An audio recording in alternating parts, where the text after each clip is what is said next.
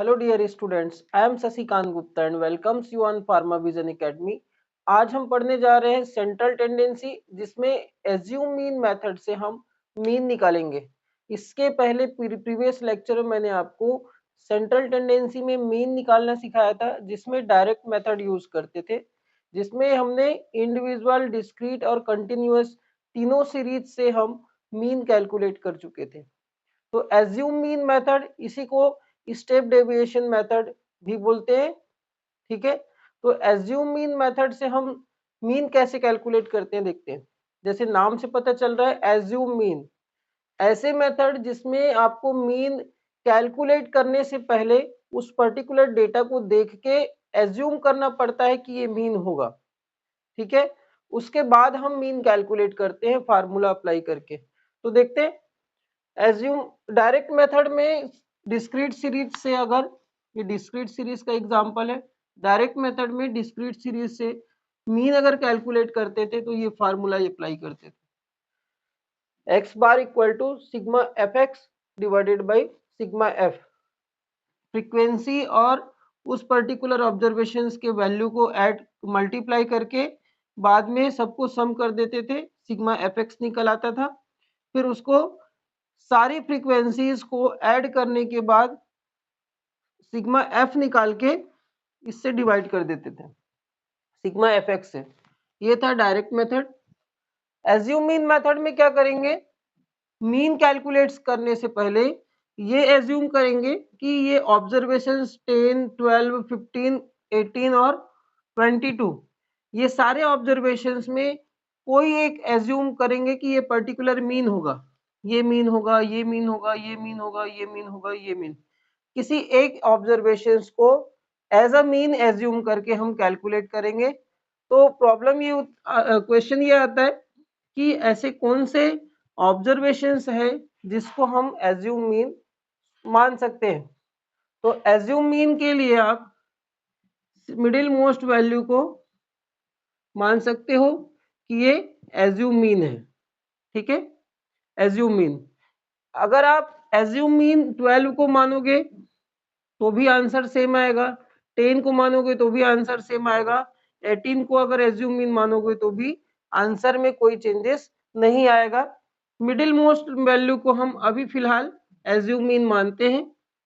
तो ये फार्मूला है डायरेक्ट मेथड का, ये फार्मूला है एज्यूम मीन मेथड का, जहां a इक्वल टू होता है assume mean, d equal to होता है डेविएटेड x।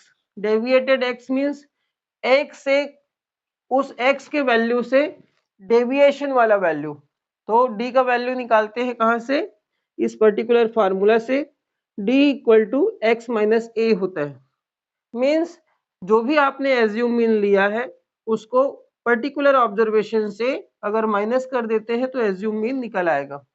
ठीक, तो फार्मूला ऐसा था डायरेक्ट मेथड में, तो इन दोनों को मल्टीप्लाई करके आप आंसर निकाल लेते थे।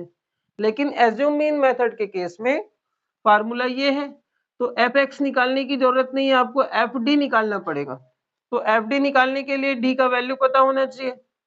तो डी का वैल्यू अगर निकालना है आपको तो एक नया कॉलम बनाना पड़ता है इसमें, जो डेविएटेड एक्स का वैल्यू कहलाता है, और उसका भी फार्मूला होता है क्या, d equal to x minus A. अभी फिलहाल इस क्वेश्चन को सॉल्व करने के लिए हम x को a को एज्यूम मीन को 15 को एज ए एज्यूम मीन माने हैं। तो अगर d का वैल्यू निकालना है तो क्या करना पड़ेगा, इस क्वेश्चन के अकॉर्डिंग सारे x से 15 को माइनस कर दोगे तो सारे ऑब्जर्वेशंस के लिए d का वैल्यू निकल आएगा।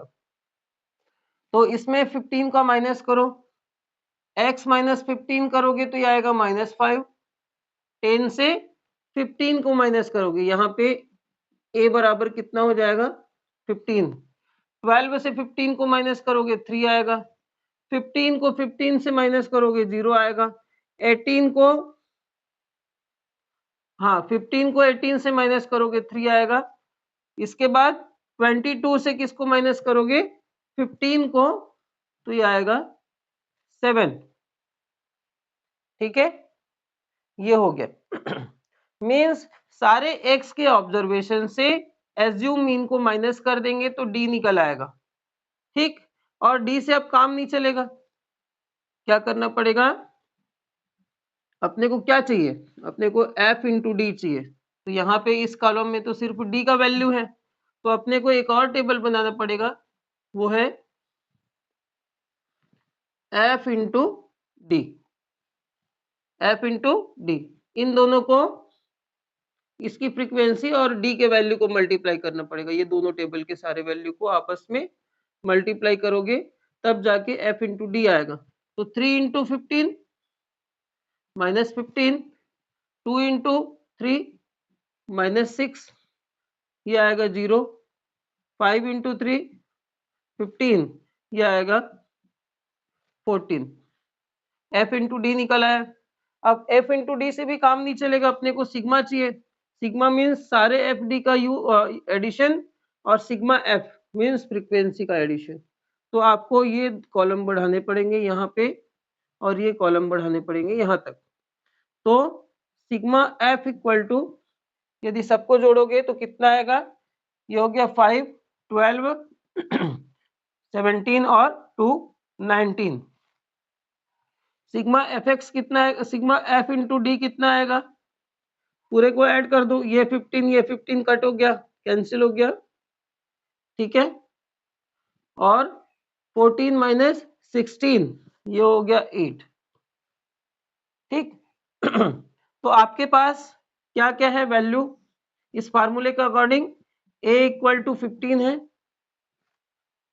f इंटू डी क्या है, सिग्मा f इंटू डी कितना आया है 8, सिग्मा f कितना आया है 19। x बार को निकालने के लिए आपके पास वेरिएबल क्या क्या थे, a था assume mean, f into D था, और सिग्मा f था। सारे वेरिएबल्स के वैल्यू आपके पास निकल आए हैं। तो इस फार्मूले में अगर पुट करते हैं तो आंसर निकल आएगा। तो क्या आएगा आंसर, इस फार्मूले में पुट करो, ये हो गया 15 प्लस f इंटू डी कितना आया है 8 डिवाइडेड बाई 19, ये आपका आएगा 15 प्लस ये जाएगा तो होगा 4.2 और फाइनल आंसर आएगा 15.42।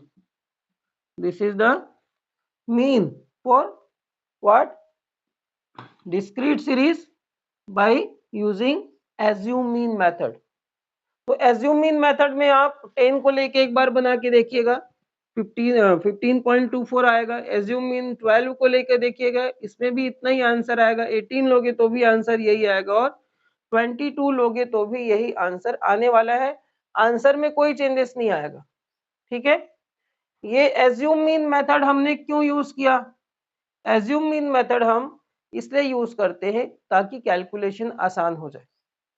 अगर डायरेक्ट मेथड यूज करते तो क्या करना पड़ता, ये दो टेबल बनाना नहीं पड़ता आपको, डी और एफ डी वाले टेबल बनाना नहीं पड़ता, लेकिन कैलकुलेशन थोड़ा बड़ा हो जाता। कैसे, सबसे पहले एफ इंटू एक्स निकालने के लिए एक कॉलम बनाते, इन दोनों का मल्टीप्लाई वाला। ये डायरेक्ट मेथड अगर अप्लाई करते तो एफ इंटू एक्स ये हो जाता 30, ये हो जाएगा 24। उसके बाद 15 को इससे मल्टीप्लाई करते तो ये हो जाएगा 1, ये आपको 105 आता। इसके बाद 18 को इससे माइनस मल्टीप्लाई करते, 22 को इससे मल्टीप्लाई करते, ठीक है। तो उसके बाद सबको ऐड करना पड़ता, उसके बाद आपको 19 से मल्टीप्लाई डिवाइड करना पड़ता, तब ये आंसर आता। उस केस में कैलकुलेशन काफी बड़ा हो जाता है, ठीक है। सबको ऐड करना, सब बड़े बड़े वैल्यू को मल्टीप्लाई करना, उसके बाद ऐड करके लास्ट में आंसर निकालना काफी टफ होगा। तो उस केस में यदि आपके पास कैलकुलेटर अलाउ नहीं है एग्जाम में, तो उस केस में आप एज्यूम मीन मेथड से कैलकुलेशन को इजी कर सकते हो। यहाँ पे डायरेक्ट 15 माइनस हो गया, sigma x sigma F into D निकालने के लिए दोनों माइनस हो गया, प्लस माइनस 0 हो गया, और आपको 14 माइनस 6 किए तो 8 आ गया। लेकिन डायरेक्ट मेथड में f इंटू एक्स, क्या इतना आता? पॉसिबल ही नहीं था। ठीक है, ये सबको मल्टीप्लाई करके सबको ऐड करोगे तो आंसर कम से कम 3 डिजिट में आता, f इंटू एक्स। यहाँ पे क्या है, सिंगल डिजिट में, तो कैलकुलेशन बहुत आसान हो जाता है। तब जब आप एज्यूम मीन मेथड से मीन कैलकुलेट करते हो, मीडियन कैलकुलेट करते हो, मोड कैलकुलेट करते हो, तो ये कितने ऑब्जर्वेशन से देखो, 1 2 3 4 5 ऑब्जर्वेशन से, मीन्स कैसा ऑब्जर्वेशन से, ऑड ऑब्जर्वेशन। यदि यहाँ पे 6 ऑब्जर्वेशन होता तो 6 ऑब्जर्वेशन होते तो हो जाता है इवन ऑब्जर्वेशन। ठीक, तो ऑड ऑब्जर्वेशन के केस में आपने मिडिल मोस्ट वैल्यू को एज अ मीन मान लिए, और यदि इवन ऑब्जर्वेशन होता तो क्या करते, नेक्स्ट लेक्चर में देखेंगे एज्यूम मीन मेथड को अप्लाई करके मीन कैसे निकालते हैं इवन मेथड के लिए, सॉरी इवन ऑब्जर्वेशंस के लिए। ठीक है, ये ऑड ऑब्जर्वेशंस के लिए था।